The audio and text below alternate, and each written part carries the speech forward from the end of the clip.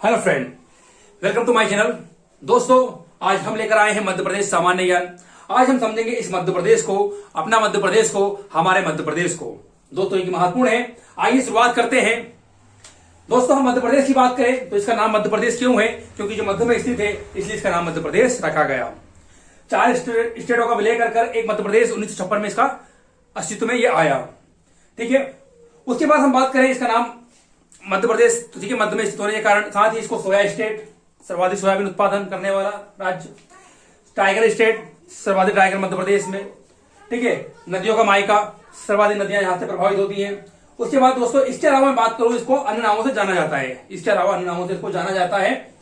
उसके बाद राष्ट्रीय उद्यानों की बात करूं तो सर्वाधिक टाइगर यहाँ पाए जाते हैं, तो टाइगर प्रोजेक्ट भी यहाँ पर सर्वाधिक है, और सर्वाधिक राष्ट्रीय उद्यान और सर्वाधिक राष्ट्रीय अभ्यारण्य यहाँ पर मध्य प्रदेश में देखे जाते हैं।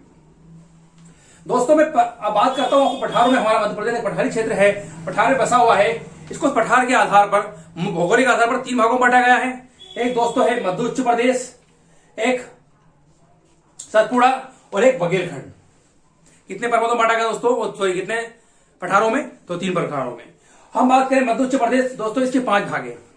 मध्य उच्च प्रदेश के कितने भाग है दोस्तों? 5 भाग है। आइए इसे 5 भाग को समझते चले, बहुत महत्वपूर्ण है, इससे ज्यादा क्वेश्चन पूछे जाते हैं। ठीक है। तो दोस्तों, मध्य उच्च प्रदेश का सबसे उत्तरी भाग है, कौन सा है दोस्तों? ये है वाला भाग है, ये कहलाता है मध्य भारत।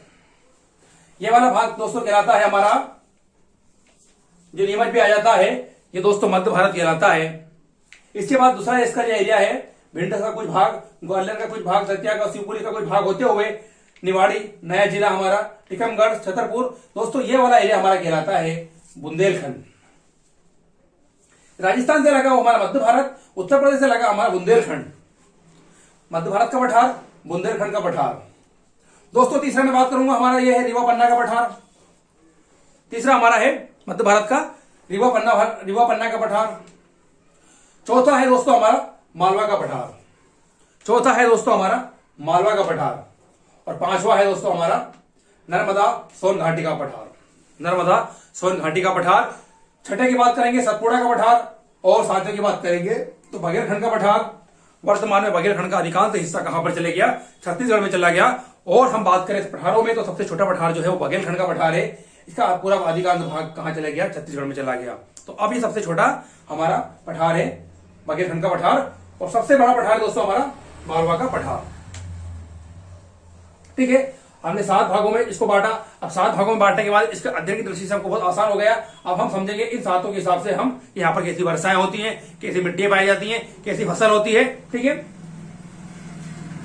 दोस्तों, अब हम बात करें, क्या बात करें कि हमारी बात हुई पठारों में 7 पठार। सबसे बड़े पठार की बात करेंगे तो मालवा का पठार। इसके बाद 28% भूमि मध्य प्रदेश की मालवा पठार की बात अकेले के पास।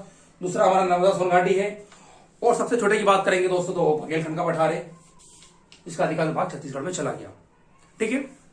इसके बाद हम बात करें, मैं पठारों की बात करता हूं, तो पठारों की बात हम बात करेंगे अपर्वत की दोस्तों। तो यहाँ पर 2 पर्वत प्रमुख रूप से माने जाते हैं, कई बार एग्जाम पूछे जा चुके हैं। एक दोस्तों, एक है हमारा पठार, वो पर्वत नर्मदा सोन घाटी के ऊपर वाला कौन सा पठार है? नर्मदा सोन घाटी पठार के ऊपर कौन सा पठार, वो कौन सा पर्वत है दोस्तों? वह है विंध्याचल पर्वत श्रृंखला। विंध्याचल पर्वत श्रृंखला, मध्य और नर्मदा के नीचे सतपुड़ा पर्वत श्रृंखला। 2 पर्वत श्रृंखला है दोस्तों। एक हम बात करें विंध्याचल पर्वत श्रृंखला, इसके 3 पर्वत श्रेणियां हैं, 3 श्रेणियों में इसको विभाजित किया गया है। एक विंध्याचल पर्वत श्रृंखला, भांडेर पर्वत श्रृंखला और कैमूर श्रेणी, 3 श्रेणियों में डिवाइड किया गया है। इसके बाद हम सतपुड़ा की बात करें, सतपुड़ा को भी 3 श्रेणी में डिवाइड किया गया। एक दोस्तों गुजरात से लगा हुआ राजपीपलिया, दूसरा महादेव श्रेणी, और तीसरी हमारी है मैकाल श्रेणी। ठीक है। इस वीडियो के माध्यम से मैं आपको सामान्य परिचय देना चाह रहा हूं, सामान्य बातें बता रहा हूं।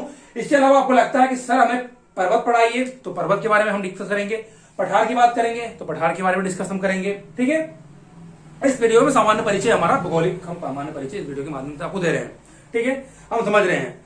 उसके बाद हम बात कर चुके हैं पुराने वीडियो में दोस्तों, हमारे 5 पड़ोसी राज्य हैं, सर्वाधिक सीमा किसे साझा करते हैं हम बता चुके हैं। ठीक है। तो पर्वत हमारे 7, पठार हमारे 7 और पर्वत हमारे 2।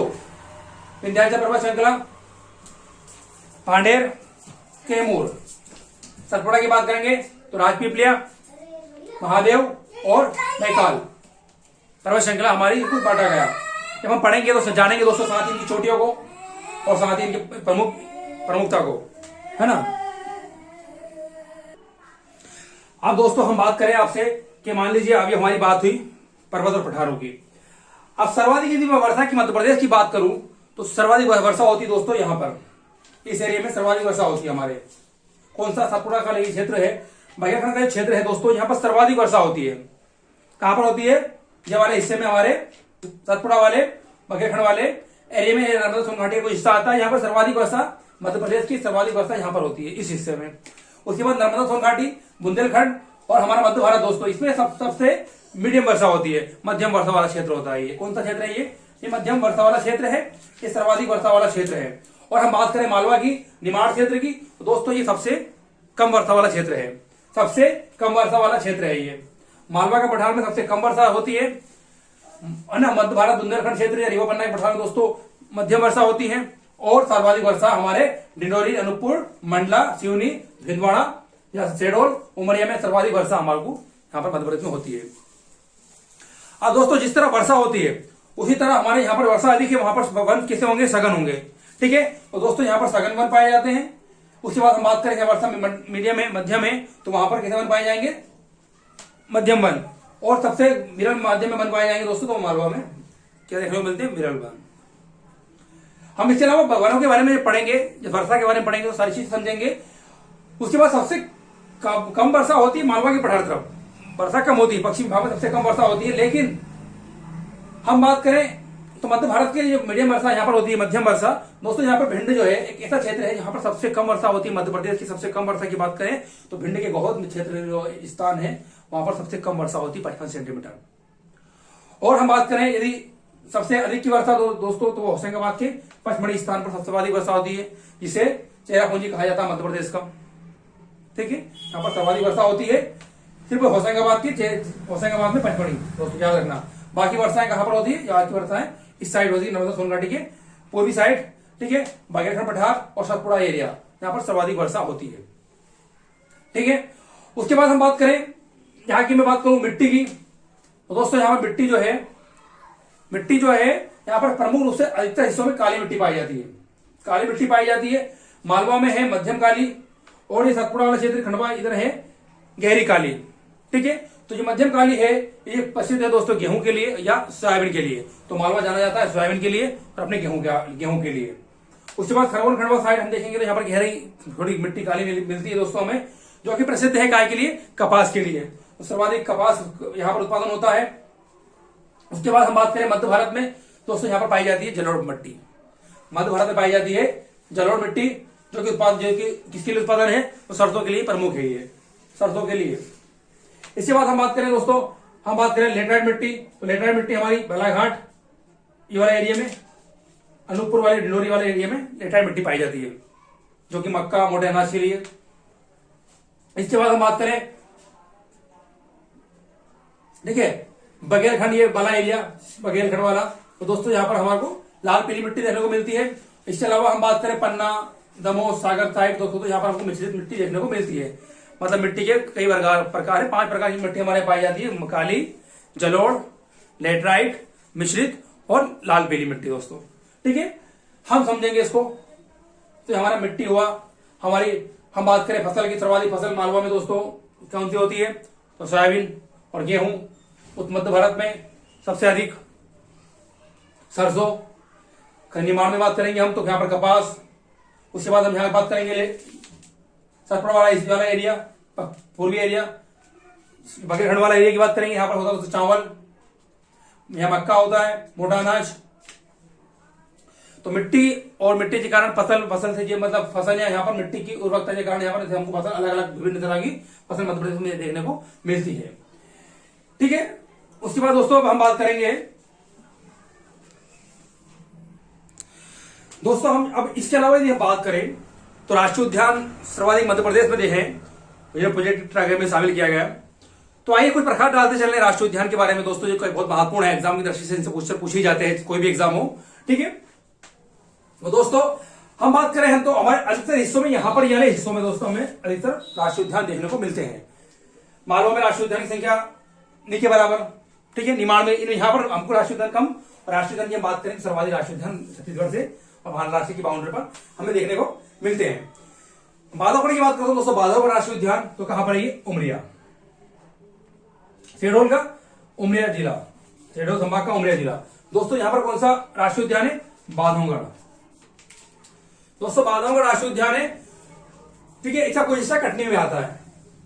उमरिया का कुछ हिस्सा कहीं में आता है दोस्तों, कटनी में भी आता है। तो ये कहां पर स्थित है? इसको प्रमुख रूप से बोलेंगे तो ये कहां पर स्थित है? बांधवगढ़। बांधवगढ़ दोस्तों हमारा आएगा उमरिया जिले में। इसकी स्थापना की मैं बात करूं दोस्तों तो 1968 की इसमें स्थापना हुई। 1968 को इसकी स्थापना हुई बांधवगढ़ की। कहां पर है ये? बांधवगढ़ उमरिया जिले में। और यहां की हम बात करें क्षेत्रफल की तो 448 किलोमीटर इसका क्षेत्रफल है। ठीक है, अगले की हम बात करें फासिल, तो दोस्तों ये भी यहां यही स्थित है। कहां पर? डिंडोरी।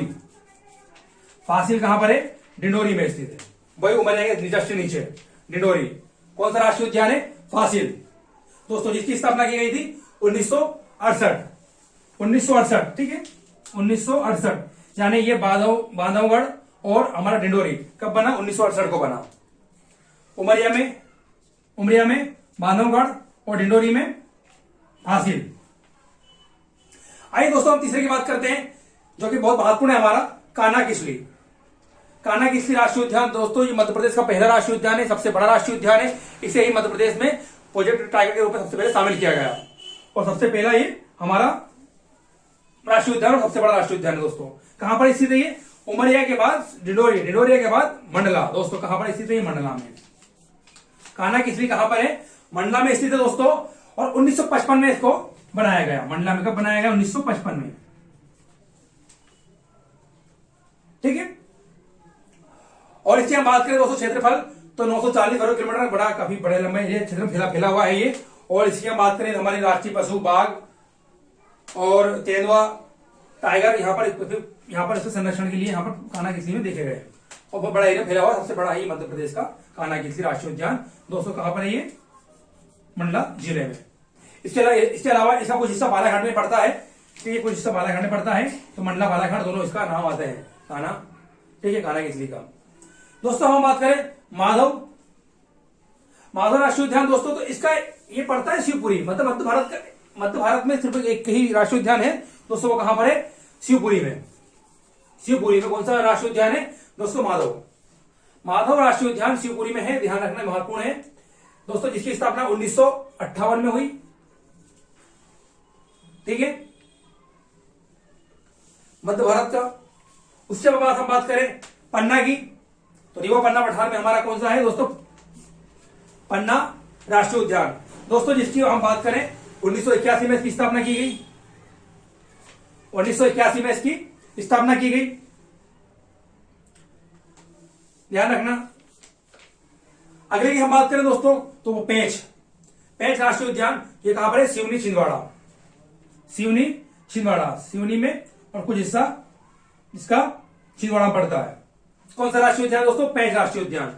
ये पेंच राष्ट्रीय उद्यान दोस्तों महत्वपूर्ण है ये, ध्यान रखना। मैं सबसे अधिक बता रहा हूं, सर्वाधिक वर्षा हमारी इसी स्थान पर होती है। सर्वाधिक टाइगर प्रोजेक्ट हमको यहां पर देखने को मिलते हैं, सर्वाधिक राष्ट्रीय उद्यान यहां पर देखने को मिलते हैं, सर्वाधिक अभ्यारण्य हम देखेंगे दोस्तों यहां पर हमें देखने को मिलेंगे। ठीक है, सर्वाधिक वन की बात करेंगे तो सदाबहार वन यहां पर हमें देखने को मिलते हैं। सबसे अच्छी मिट्टी की बात करेंगे तो हमें यहाँ पे लेटराइट मिट्टी, मिश्रित मिट्टी यहाँ पर देखने को मिलती है ना। और फसल में भी अच्छा, और मतलब वृक्षों में भी, वनों में भी यहाँ पर काफी वन हमको देखने को मिलते हैं। उसके बाद हम बात करें दोस्तों अगले राष्ट्रीय उद्यान की तो पेंच राष्ट्रीय उद्यान दोस्तों 1975 में इसकी स्थापना की गई। 1975 में पेंच राष्ट्रीय उद्यान की स्थापना की गई दोस्तों। कहां पर पड़ता है? सिवनी और छिंदवाड़ा में। आइए हम बात करते हैं संजय राष्ट्रीय उद्यान। दोस्तों संजय राष्ट्रीय उद्यान कहां पर पड़ता है? बघेलखंड में पड़ता है दोस्तों, सीधी सिंगरौली में। कहां पर पड़ता है दोस्तों? सीधी सिंगरौली में पड़ता है ये।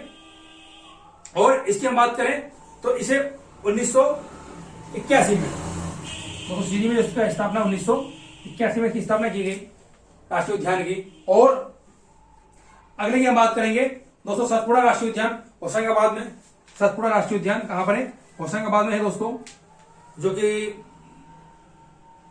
1983 में इसकी स्थापना की गई।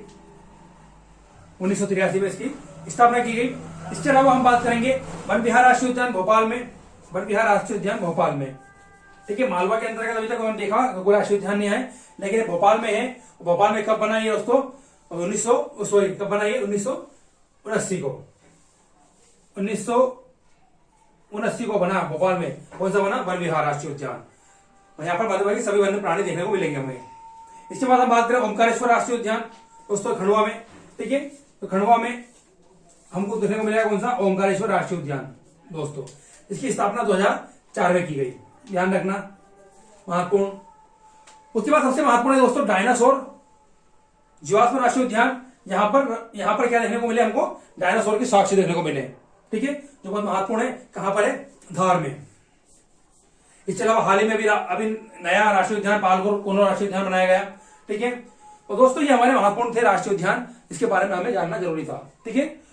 तो हम बात करें मध्य भारत में एकमात्र राष्ट्रीय उद्यान है शिवपुरी में, माधव राष्ट्रीय उद्यान। उसके बाद हम बात करेंगे मालवा में, ठीक है। तो मालवा में ऐसे देखा जाए तो प्रमुख रूप से यहाँ पर मंदसौर, नीमच, रतलाम, यहाँ पर उज्जैन में कहीं हमको नहीं मिले। तो कहां पर है? एक धार में है डायनासोर का, धार में, इसको रखना ये महत्वपूर्ण है मात्र। उसके बाद भोपाल में है वन विहार, और एक होशंगाबाद में देखने को मिलता है हमें कौन सा? सतपुड़ा। इसके अलावा सारे राष्ट्रीय उद्यान में कहा देखने को मिलेंगे? डिंडोरी में, उमरिया में, सिवनी में, छिंदवाड़ा में, बालाघाट में, हमको यहाँ पर अधिकतर हमको देखने को मिलेंगे, ठीक है। तो हमने जाना है राष्ट्रीय उद्यानों को। अब इससे आगे की बात हम करेंगे दोस्तों अगले वीडियो में। इस वीडियो में इतना ही। थैंक फॉर वॉचिंग, और कमेंट करिएगा दोस्तों जिससे आपको कुछ क्या समझना है, वर्षा, वन, पठार, पर्वत, जो कुछ भी समझना है कमेंट करिएगा। उसके लिए अगला वीडियो हम डालेंगे, उसमें हम सारी चीज आपको समझाएंगे। Thank you.